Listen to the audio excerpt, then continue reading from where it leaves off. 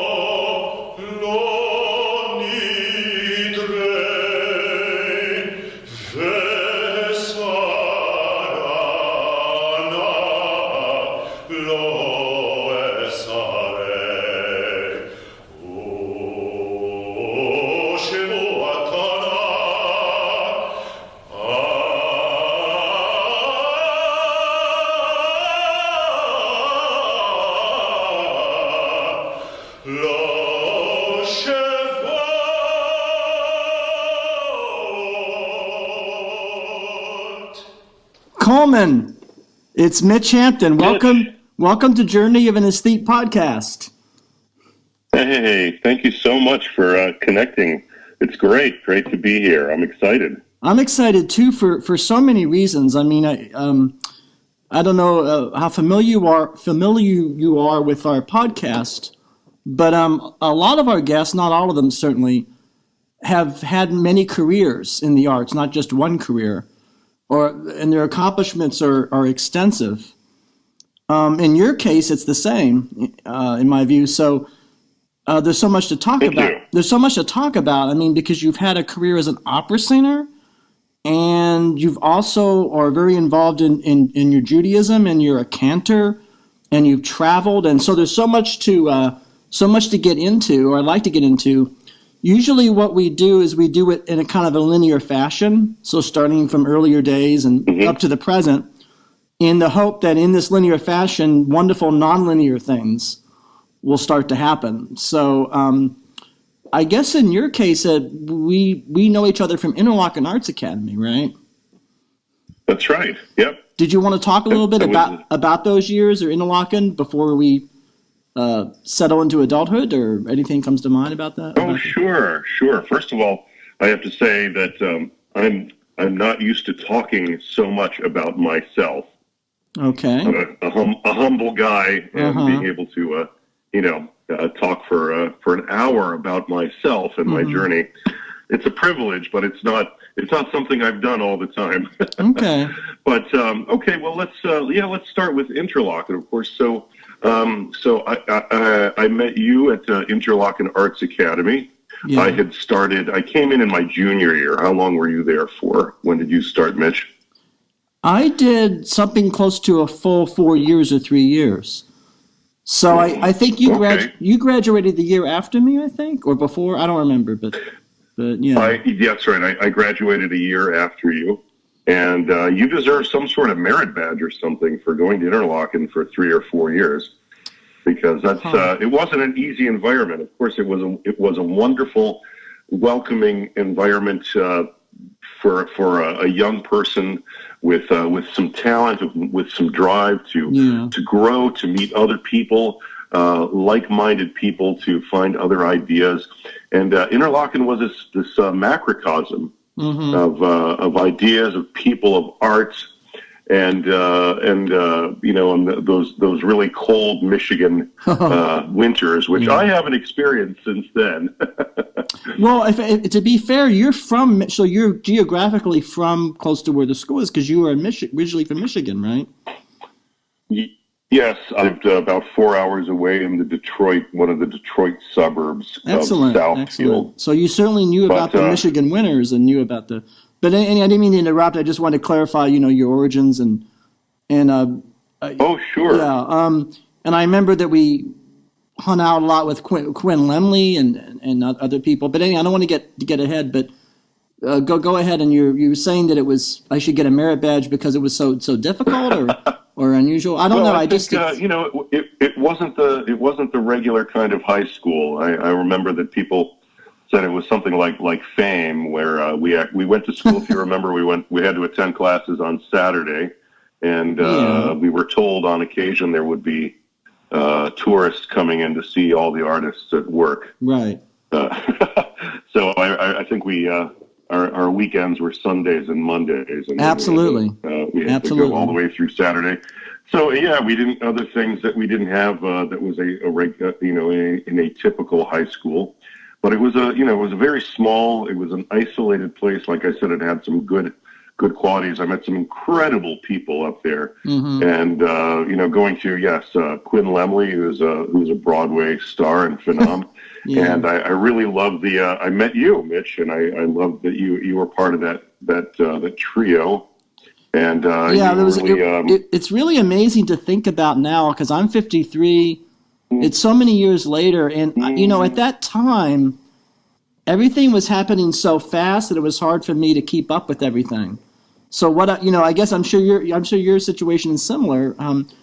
You're trying to learn about voice and singing, which is such it's quite an art form, and there's so much that goes into that. I was in a whole other department. I was with jazz people, in the big band and all that. That was my love, and that's what I was interested in. So it's interesting. I guess people in different fields can meet and come together, even though their fields were different. There's that too. Yeah, well, just think about it, Mitch. I mean, again, another way that we were different from other kids is that on the weekends, on the evenings, we didn't spend our time going to the mall or going to the movies or having house parties.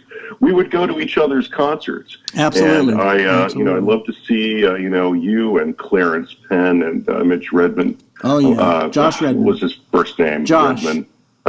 He passed away. Rest in peace. Early. Rest in peace, Josh. Great. So you had this great quartet that I loved. Yep. And I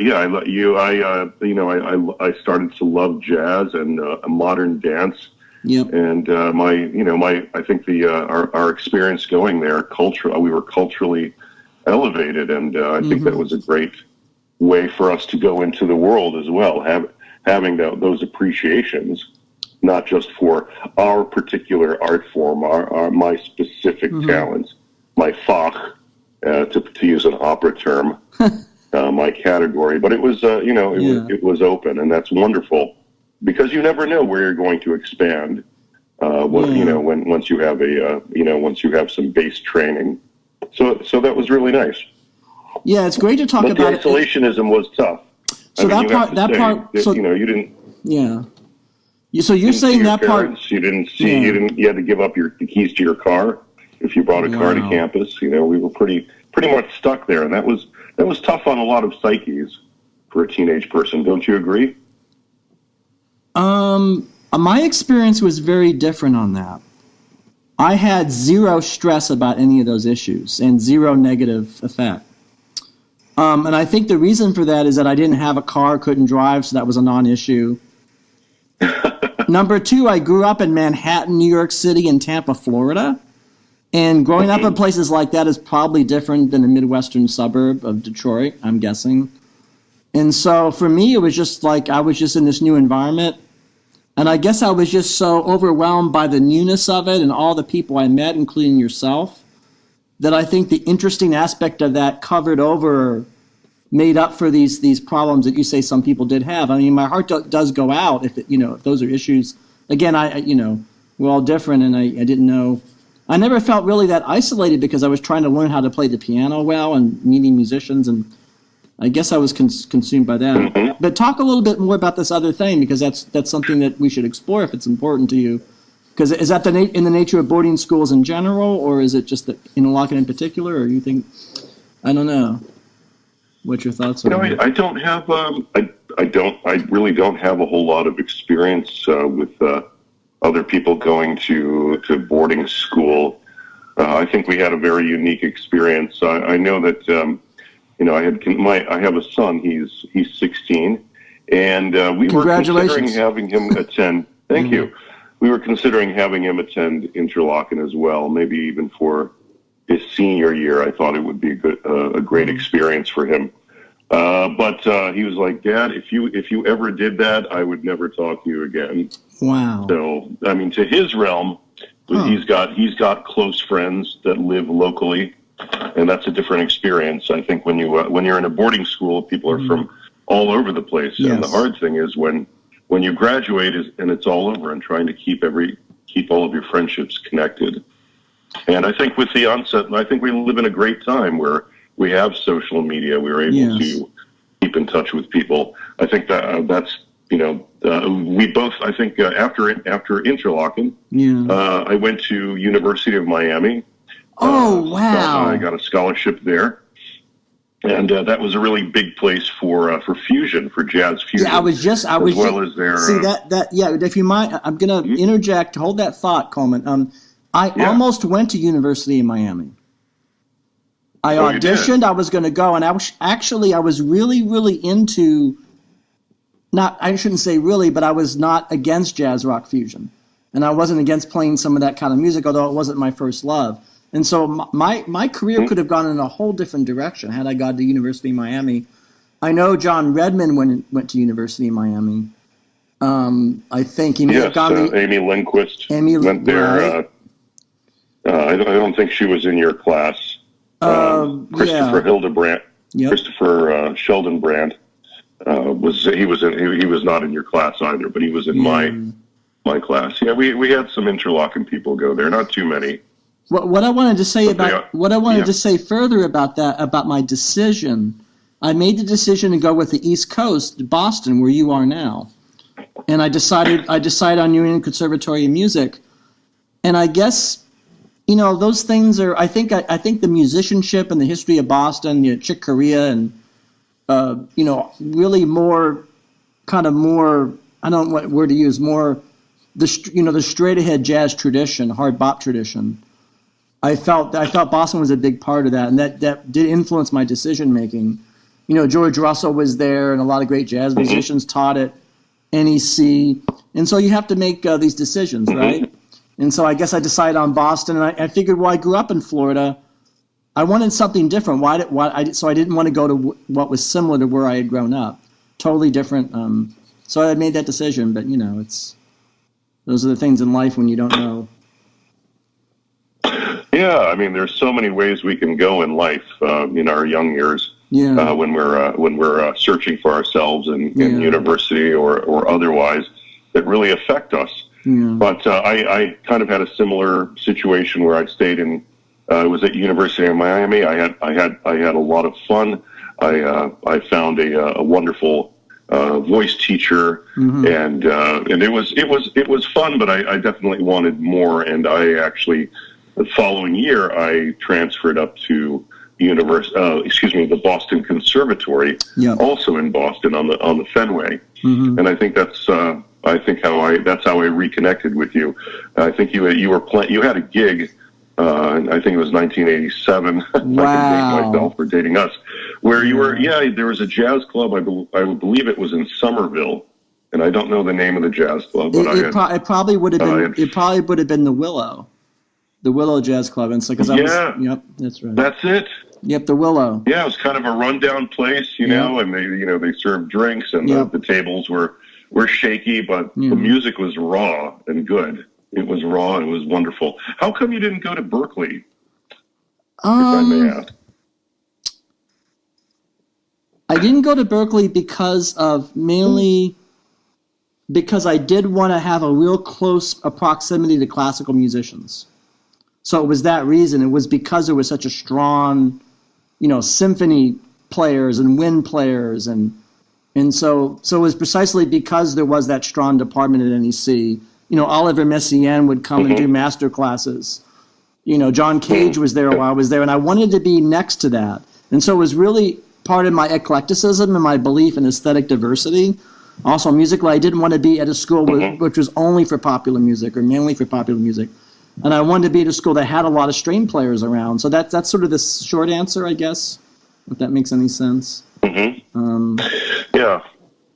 Yeah, being around greatness is definitely influences people. I think that's a great reason, Mitch. All of a sudden, I find myself interviewing you, right? Yeah, well, that's because your original comment that you don't like being at the spotlight. So I'll try to minimize that. Anyway, back to me. Yes, back to you. Well, I did want to get into. I did want to talk a little bit about your faith, spirituality, Judaism, because I do think that's very important. But I also want to, of course, talk about musical things because, again, I'm an outsider. I've accompanied vocalists, and I've done opera scenes and things, but that's something that I really don't know a lot about. And it seems to be a whole tradition, a whole world unto itself. So, if you don't mind talking or discussing with our audience what it means to be a bass. We'll talk a little bit about that, about your journey in singing, in the art of singing. Oh, sure. Because that's a big deal. Sure. Well, let me start by when I started singing, I went into choir, I went into chorus because I wanted to meet girls, and that was my motivator to getting into music.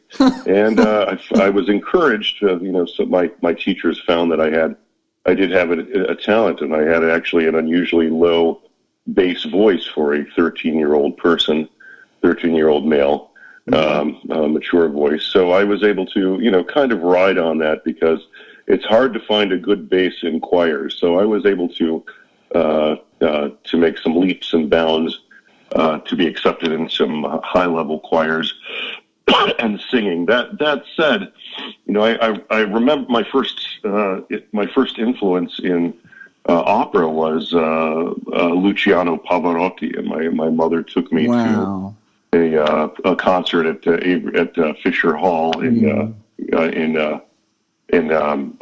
Detroit, and I saw Pavarotti, and I heard Pavarotti, which was absolutely amazing. I was absolutely blown away. And I've always thought that being opera itself is the ultimate.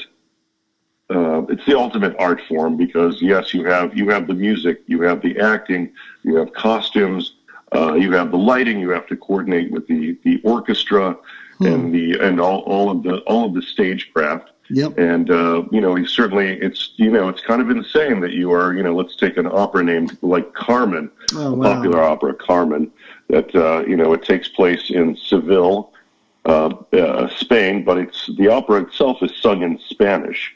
I mean, sung in French. Right. But the actors themselves could be American, they could be German, they could be Italian. So it's really opera is really a confluence of many art forms, and really brings the world together in its international influence.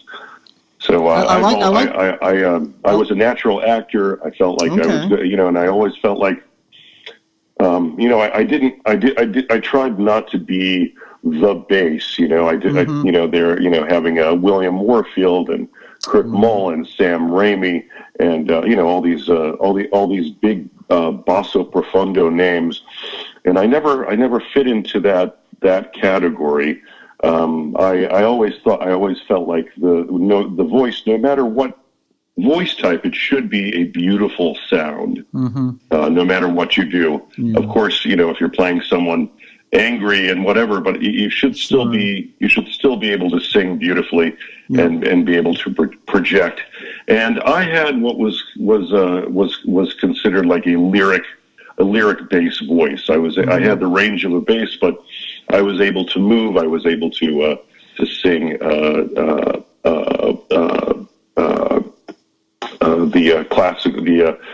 classical genre, like of Handel and Felix Purcell, where there's a lot of ornate singing, and being so I was able to, but that stuff I was able to go on and have a career. I sang a lot of Puccini in my time. I was able to travel and sing in Prague and England and the United States. And one of the influences I had after Interlochen, after Boston Conservatory, was years later I was introduced to Broadway, the classic Broadway, and I fell in love. I felt like I found a genre that I could really appreciate, that would really bring out my voice and really had an audience. So I was able to play, Curly and Von Trapp and lots of other. I did a white version, stage version, all white version of Porgy and Bess, and it wasn't planned to be all white. It just that's just kind of how it was. Do you mind if I? It was wonderful. Do you mind if I pause you there for a second? Because again, it's a lot to take in. So one thing that I want to. Sorry. No apologies. That's a good thing. In other words, we have a lot to talk about. It's better this than the alternative. And somebody. So sure. You're in a career in opera, and one thing that struck me that I had not considered before is opera being some kind of ultimate art form because of its the diversity is built into the form. Like you said, there's theater, there's acting, there's singing, there's melody, there's the book of the opera, there's a libretto. And then suddenly you're doing Broadway. Now that's interesting because when I was getting ready to prepare for this episode, I'd been thinking a lot about Harold Arlen. And being a cantor, because Harold Arlen got a lot of his inspiration from his father, who was a cantor in Buffalo. Oh, really? Oh, yeah. And I've thought about, he's not the only one. There are other famous songwriters of the 30s and 40s who come from had a cantor in their family or synagogue background. I just thought I would I don't want to get us too far off topic, but maybe it is on topic. I don't know. But certainly. Well, all throughout my, I sang, I sang for many years, and I had a career living with a suitcase, and living in a suitcase from hotel room to hotel room. And once the gig is over, you gotta find another job. Yeah. And audition again. But all through it, I certainly kept my spirituality, and I've always loved, ever since I was a boy, I've always loved to sing in the synagogue. And I think that it was summer camp earlier in my days, going to a Jewish summer camp in Ortonville, Michigan, Camp Tamarack, that I really fell in love with Jewish music, and I was able to find that I was able to, my soul was inspired, my way of connecting with spirituality, connecting with God, connecting with community, was through the modem of singing. And in the Jewish tradition, pretty much every prayer, every blessing has a melody to it, or a particular mode to it. And so I think in my early 20s, I started to sing part-time in a conservative synagogue. Okay. And that's where I learned my craft, and I sang. I was able to balance a cantorial and opera career for many years, until I decided, I got married. I decided I wanted to have a family, settle down, go to cantorial school for real. So I went to Hebrew College in Newton, Massachusetts. I mean, I have to say, Colman, I see somebody else interviewing you, I guess, might not be so, I'm awestruck by all this, because I just sort of feel like we take for granted. I mean, you're learning Jewish music, you're singing in a synagogue, and you were doing opera. I mean, that's, to me, that's remarkable. I mean, I just have to say that, I could listen to you talk about this stuff all day. I mean, but we won't. But I'm just saying, I thought I'd put that in there. I guess you're, as a musician, and then you're married. So I guess you're starting to change. I won't say change, but you're developing new styles, or are you going into new avenues? Talk a little bit more about these development. How you? Sure. Well, let's see if I can explain this. So, in simplest terms, when you are performing, you are performing. You're performing for yourself. You're performing for the audience. You're getting energy back from the audience, and you are singing in a certain way, the opera way, where opera was created 250 or 350 years ago, where there was no amplification, and your body is your instrument. Your body is the amplifier, and you sing it a certain way where you add color to certain texts, to the script or the libretto. You sing in large dynamics, and you're very much the artist. Yes. In performing. The difference is in the synagogue, you have to be humble, because you are, cantor is Latin for singer, of course, and in Hebrew, you would be called a chazan, which is the Hebrew equivalent to cantor, and you're often called the shaliach tzibur, which in Hebrew is the advocate for the congregation, the voice of the congregation. So if you can consider that the cantor is kind of the mouthpiece for the congregation, when getting up getting up there and praying on behalf of the congregation, you're praying on behalf of the congregation. You have to leave performance aside. Interesting. You can't be thinking about, is my voice projecting? Did I sing that particular note too flat? Right. You can't. Oh, I think they're really noticing me on the third row. They're looking at me. Yeah. You have to leave that Stuff behind and really embrace humility if you're going to be if you're going to pray sincerely.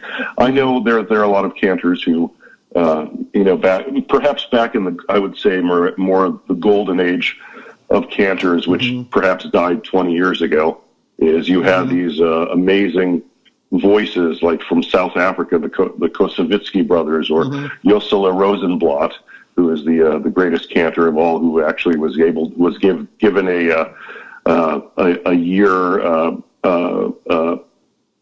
contract with the Chicago Opera. For a year, he was going to sing opera. I think he was going to sing the role of Marcello in La Boheme, and he refused to do that because he didn't like to perform for people, and he'd have to perform on the Sabbath, and he was quite religious, and he would not perform on the Sabbath. Right. Wouldn't sing on the Sabbath.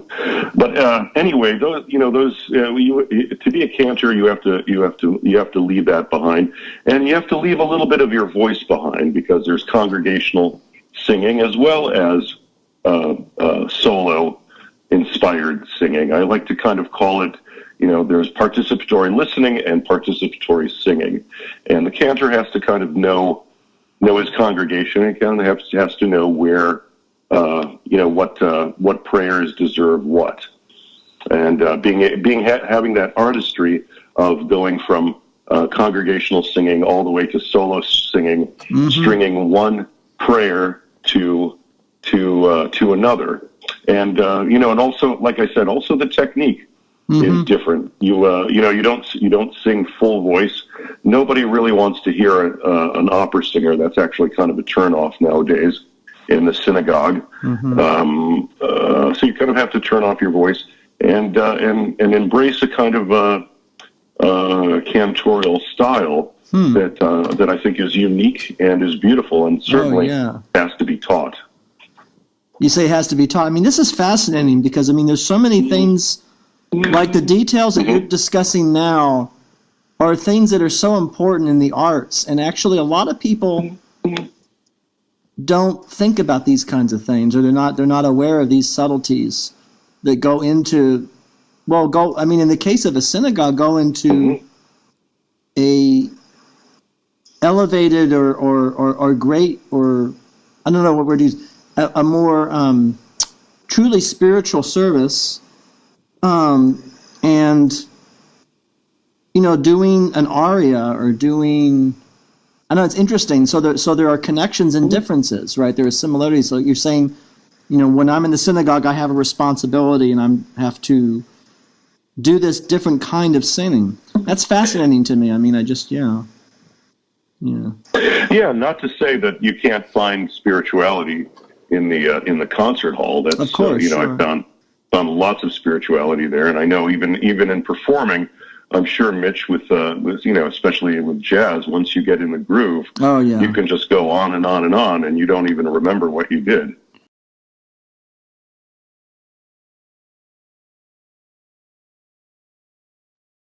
Everybody needs an anchor in life. You, me, just everybody. Anchor made this whole show possible. I'm immensely grateful to them. You too can use Anchor to make your own shows and create your own vision. Download the Anchor app or go to anchor.fm to get started. Thank you.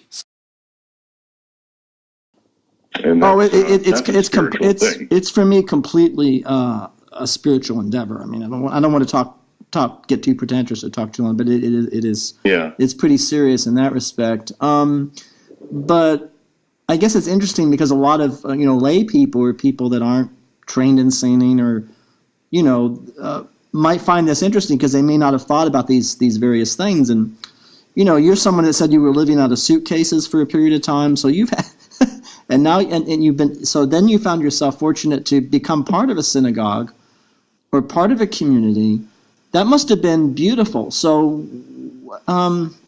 talk about a little bit about that, because that involved moving a little bit, right? Different states, or if you don't mind discussing that. Sure. Yeah. Yes. I had been a cantor in. I actually lived for about 12 years in the Tampa Bay area, Mitch. Wow. I think it might have come up once or twice in our conversation over the years. Yes. But my sister lives in Tampa. Wow. And my parents live in Palm Harbor, which is kind of a suburb of Clearwater or St. Petersburg. It's all on the West Coast, on the Gulf side. Very close to Tampa. So they still live there. Yeah. And Florida is definitely in my heart. But I had served congregations in Florida and in Massachusetts. I even spent a year in Oklahoma City as well. When were you in Oklahoma City? Yeah. What year was that? Oklahoma? Yeah. That was it was short-lived. It was from 2015 to 2016. Okay. And then I found myself here. I am living just outside of Boston, Massachusetts. Wow. And I have a congregation. And my journey kept on going. After becoming a cantor, I realized that things were changing. They didn't want the classical voice anymore in the synagogue, and people did not want to pay somebody just to get up there and lead services beautifully, and so my role has expanded to education, teaching, being able to teach in the classroom or one-on-one for teaching bar or bat mitzvah instruction. Right. I've also officiated at different life cycle events. I've done lectures. Wow. And presently, I am at a congregation where I am the spiritual leader. In other words, I'm the rabbi, the cantor, and the educator. So I wear a lot of hats. Yeah, again, that's the theme of our podcast, is people that wear a lot of hats. And do you mind talking a little bit about all those in turn? I mean, so being a rabbi, that means you're. Wow, we could again. There's a lot to get into. I mean, I thought. Oh, sure. I just can't. I hate to. I don't want to be preachy, but I just can't emphasize how important rabbis are and synagogues are at this time. I don't want to. And I'd rather you speak about it, of course, but just whatever comes to your mind about. We make it a transition to doing more things involving services in the. Rather than just strictly the music, or not just the music, but you're now a rabbi. So talk a little bit about that, if you don't mind. Well, thank you. I should say that I am officially not an ordained rabbi, but I do play one on TV. No, not actually TV, but I do, because with Zoom, yes. But the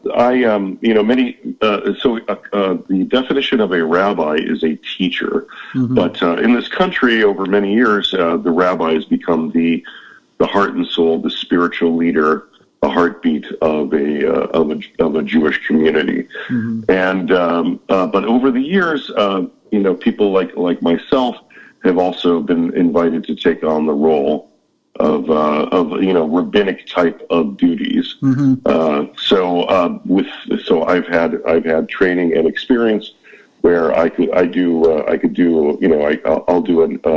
a lecture, I'll do pastoral visits or phone calls. Huh. Like I said, I'll teach. I was a director of Jewish life and learning in a Jewish themed summer camp a couple of years ago, which was really, really a blast. And just kind of being able to embrace all of the aspects. When I was in Oklahoma City, not only was I a cantor, but I was also the educator of the Hebrew school. We had about 20. It was small. They only had about 23 children, and we had a combined Hebrew school with another congregation on Sundays. So having that component really makes for a well-rounded person. And I am actually considering going to rabbinic school. There's an online rabbinic school that I'd very much like to take on. I just haven't mentally committed to that yet. Well, I hope in a way I hope you do. Part of me wants to say, "Yay, go do it."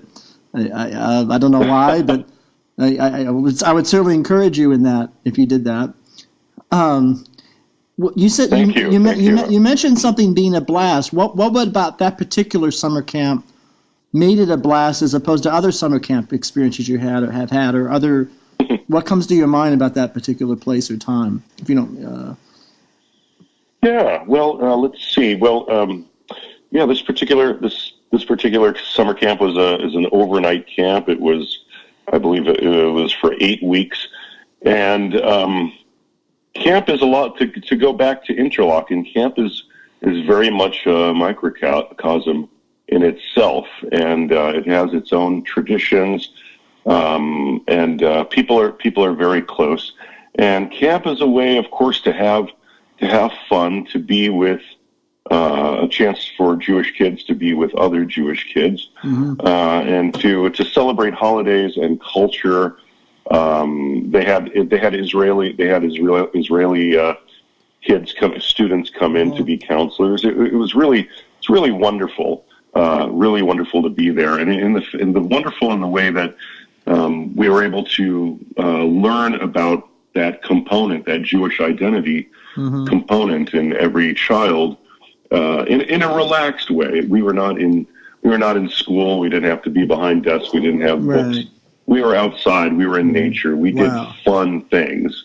We did fun things. We explored, and we got around and we talked. We had services with the guitar right by the water at sunset, and everybody wearing white, and we had Israeli dancing, and we sang on the Sabbath, and I really saw that kids really were able to enjoy it, and I enjoyed myself being able to teach.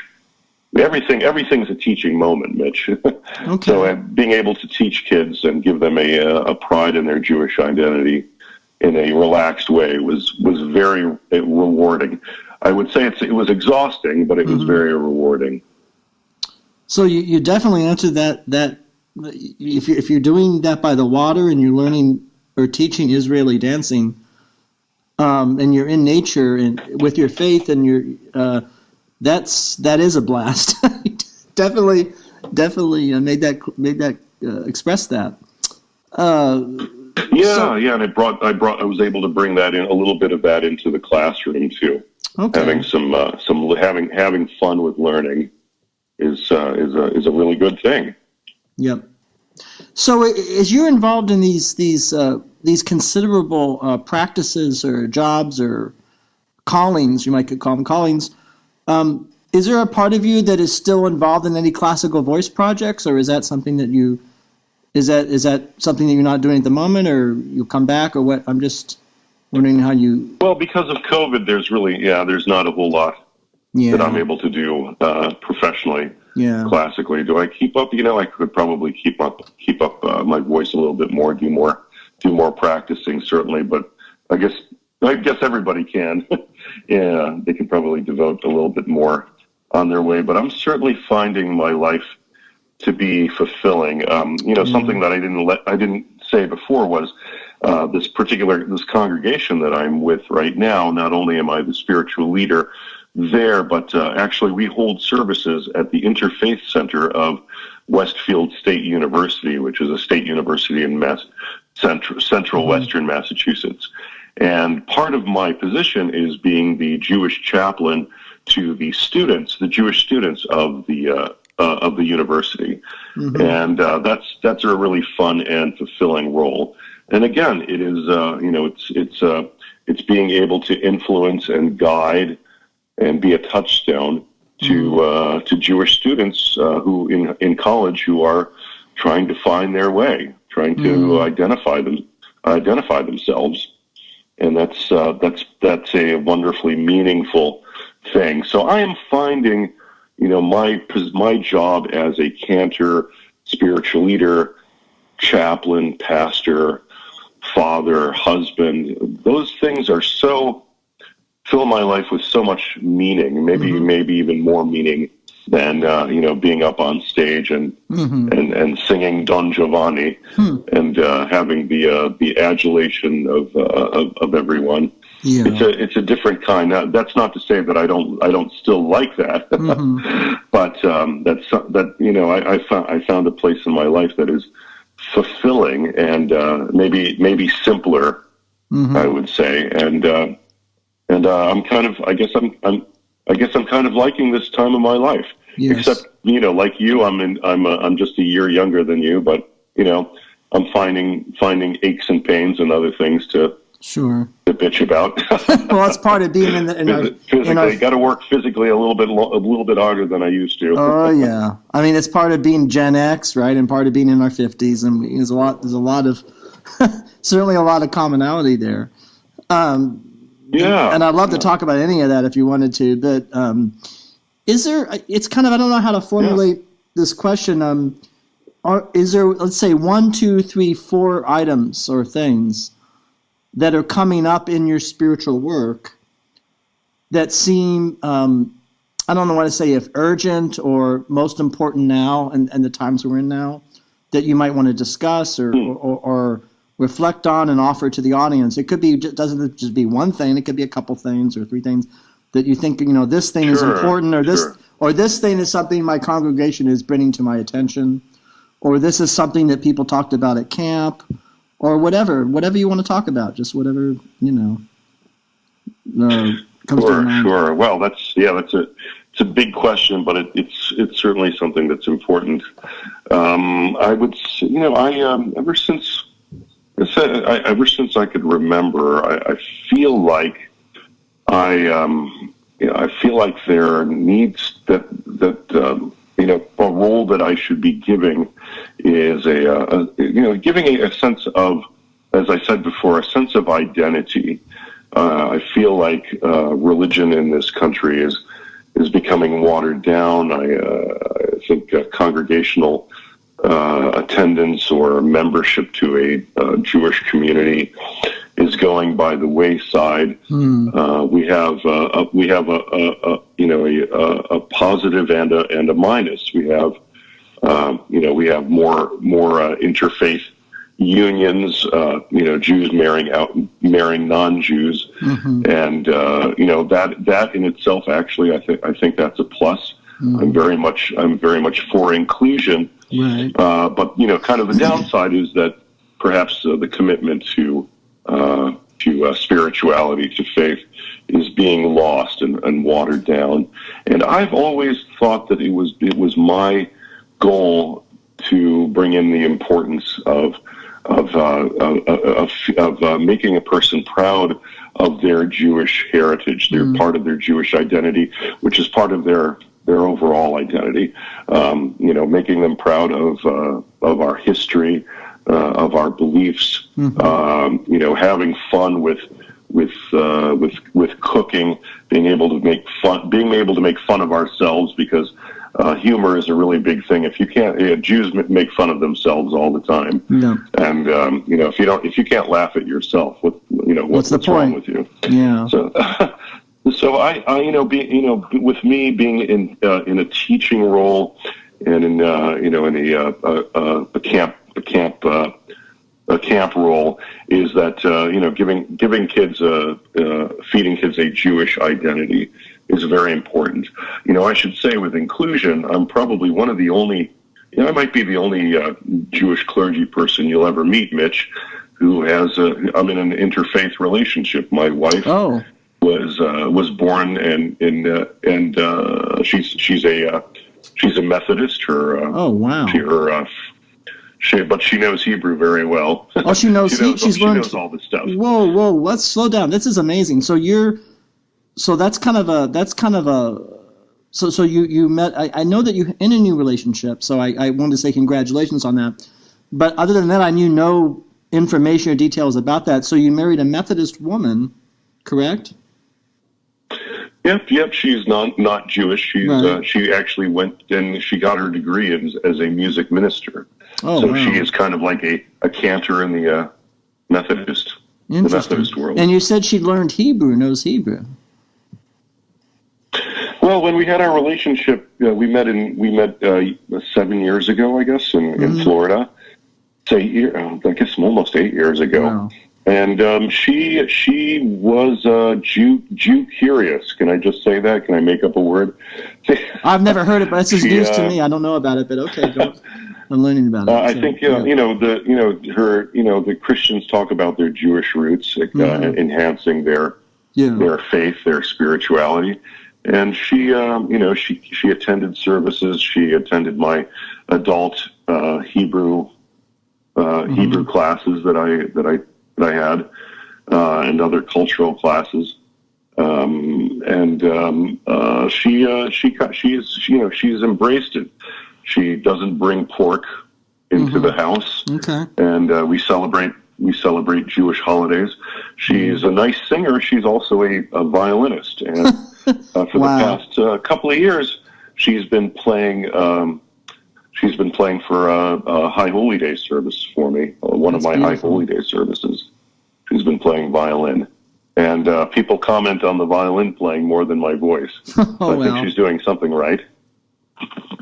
But the thing is, Mitch, that amazing to me. A lot of rabbis, a lot of spiritual leaders will say, "Oh, we're into inclusion. We welcome interfaith families. We welcome them. They can participate in everything." And but you can't find one that will actually marry a non-Jew. Or we actually even had a hard time finding someone that would marry us. The Jewish clergy that would marry us. We were able to. And I'm so happy you were able to. She was independent. I'm so happy you were able to find that. I'm less happy and am curious about the struggle around that. So, do you mind talking a little bit about some of that resistance, or where it comes from, or more about that? Because this is all I'm learning as we go in this episode. So, talk a little bit. Sure. Well, it comes with the premise that we've had for generations that Jews are unique. We're the chosen people, or we chose. Maybe we were chosen, or maybe we chose, and that God's commandments and laws that you find in Scripture are for Jews only. They don't have to be. They don't belong to non-Jews. But over the years, I think we went from exclusion, being in a synagogue, participating in Jewish rituals and prayer services. They were exclusive to Jews. If I can create another word, how about Jew-exclusive? Jew-exclusive, okay. So they were, so it was only exclusive. It was only exclusive to Jews. But as time went on, cultural, our culture changed, and life changed, and the fact is that there, with the onset of more and more interfaith marriages between Jews and non-Jews, which is, I think, approximately 50-50 now. 50% of Jews marry non-Jews. Now, we had to find a way to be able to interpret, we had to find a way to be faithful to the laws and the precepts and the rituals, and also being able to bend enough to include people. And, being able to see the trees through the forest meant that, what is more important?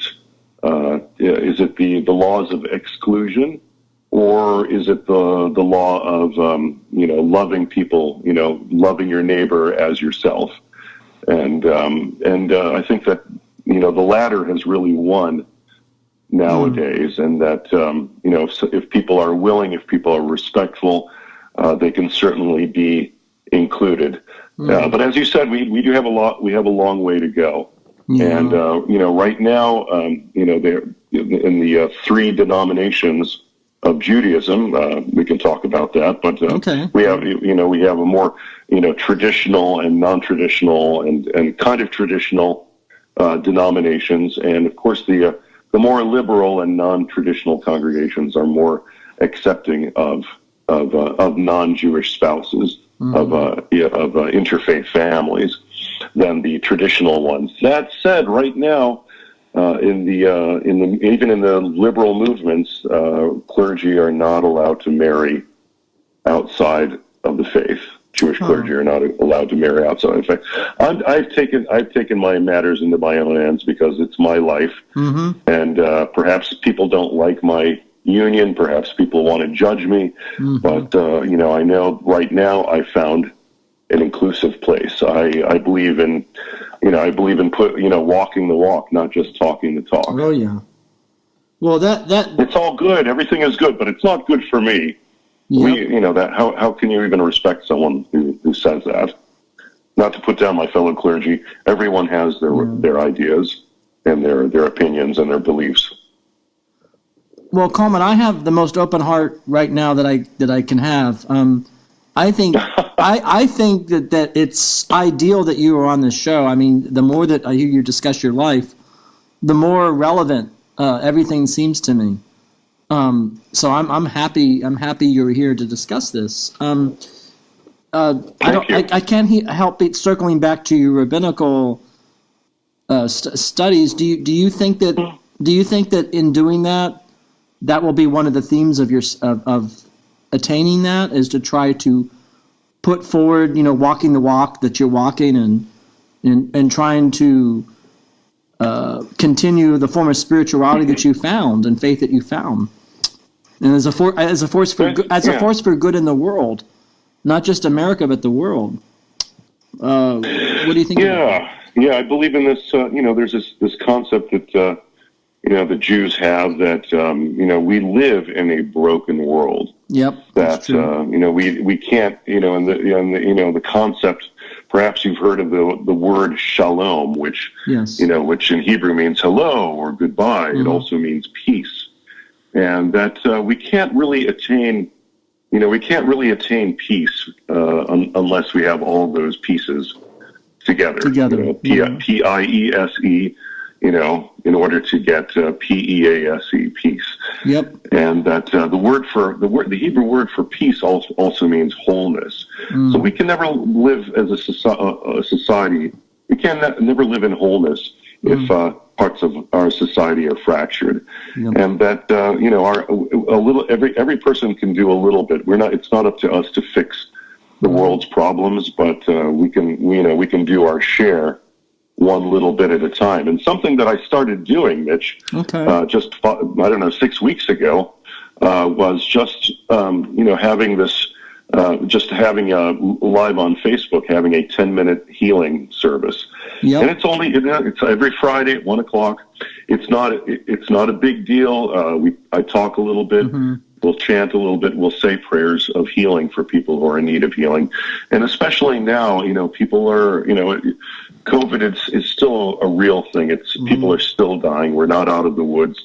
And people are looking for a sense of healing. They feel like they need to be grounded. And that Judaism itself, what attracts me, it's not all faith. It's actually a religion of action. And that we have to go out, it's not up to us. It's not only up to God, that we have to go out into the world and we have to create good. And we have to be that cause. And one of my favorite prayers in English that I read, that is in the Reform liturgy, the Reform denomination liturgy, is pray as if everything relies on God, but act as if everything relied on yourself.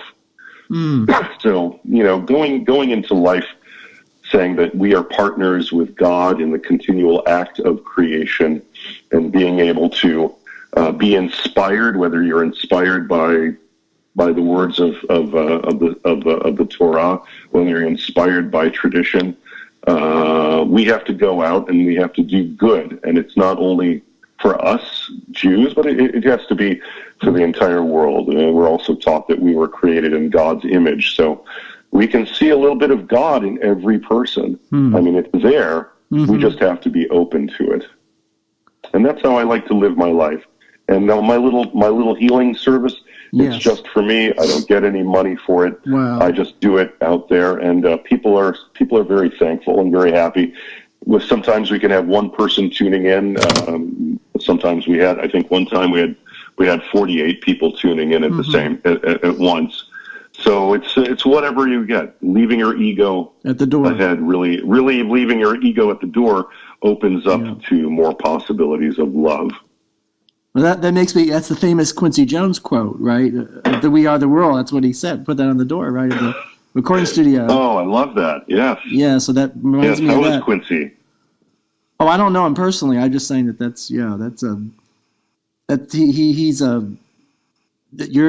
quoting him. Really?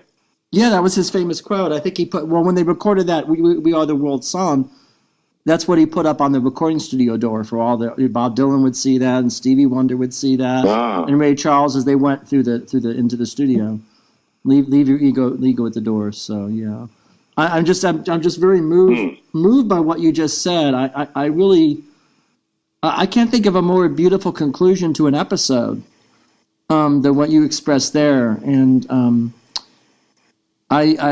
is there anything as we move towards our end? Is there anything else you want to say? I don't think there's anything you could say that could be better than that and more beautiful. But if there's anything else if there's anything else you're moved to say, you can say it. We really enjoyed having you on our show immensely. So any further thoughts or prayers? Well, thank you so much. I think that I encourage everyone who's listening out there to have an open mind and not be not be so petrified that your beliefs should not be petrified. They should not be fossilized.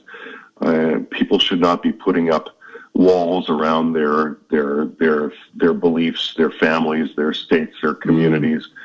I think that people have to be open. They have to be flexible.